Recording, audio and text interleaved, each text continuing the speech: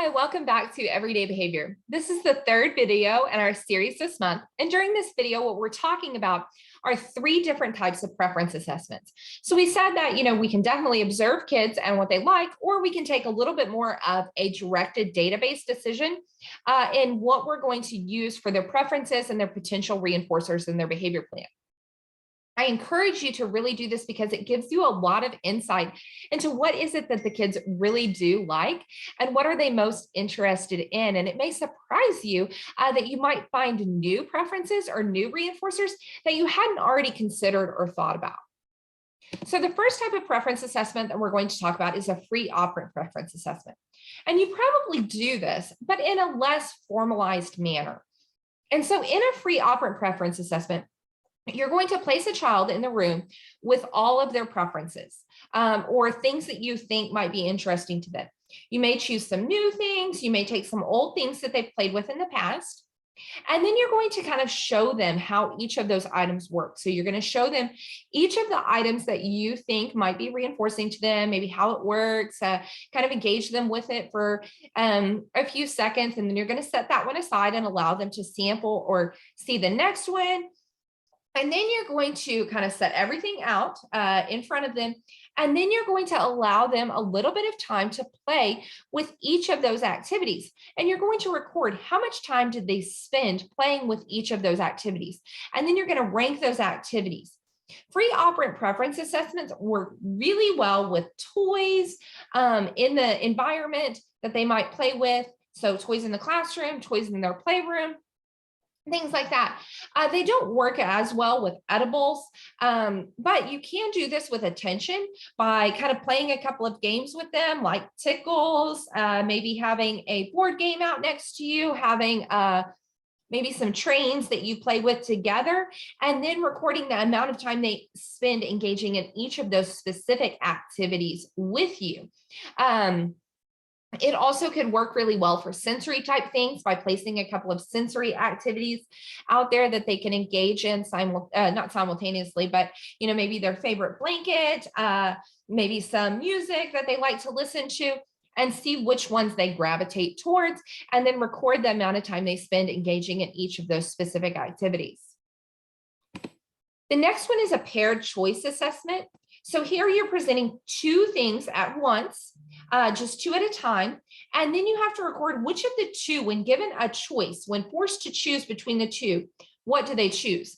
Paired choice works really well for your edible type reinforcers.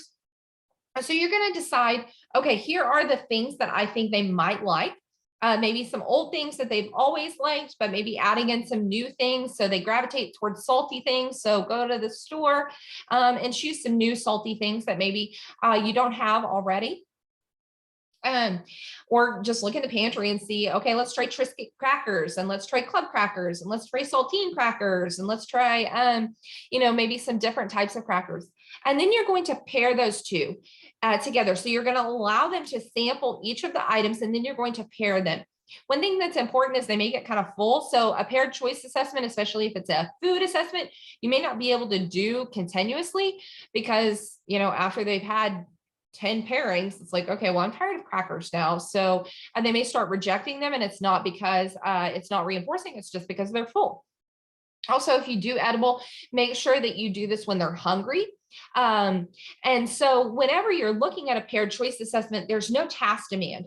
With any of these types of assessment, there's no task demand. It's just choice. When given the opportunity to choose what you want to do, what do you choose? And so then you're going to record each of those. The next type of assessment is a multiple stimulus assessment. And so the difference between a free operant and a multiple stimulus is kind of the setup of it and the amount of time that you allow them to access the items. So with a multiple stimulus assessment, you're going to sit down at the table. Multiple stimulus works great for food. It also works great for toys because you're going to sit down at a table typically, or on the floor or somewhere like that, wherever they're most comfortable. And you're going to set all of the things out in an array. And you're going to say, choose one. When they choose one, you take everything else away You remove all of the others and you allow them to either consume what they chose, if it's an edible thing, or play with what they chose for approximately a minute or two, depending on what the item is, how long you allow them to choose. And then you take that item away and you put them all back in the row. There are two options here. You can either do a multiple stimulus with replacement, where every time all of the items are presented, or you can do a multiple stimulus without replacement, where whatever item they chose, you take that one away and it's not a choice the next time until there aren't any choices left. And then you can kind of rank order them. So when you're putting those options out, you're recording which one was chosen, and you either record the order in which they were chosen, and you infer that the item that was chosen first was the most preferred. But if you're doing a replacement and you're placing it back every time, maybe you do 10 trials where all of the items are out there, and you record the frequency at which each of the items was chosen. And the item that's chosen most frequently, of course, is the most reinforcing or the most preferred. And so you can decide whether you want to replace the item or not replace the item. One of the disadvantages to replacing the item is that maybe the item that's chosen every time and they never choose any of the other items.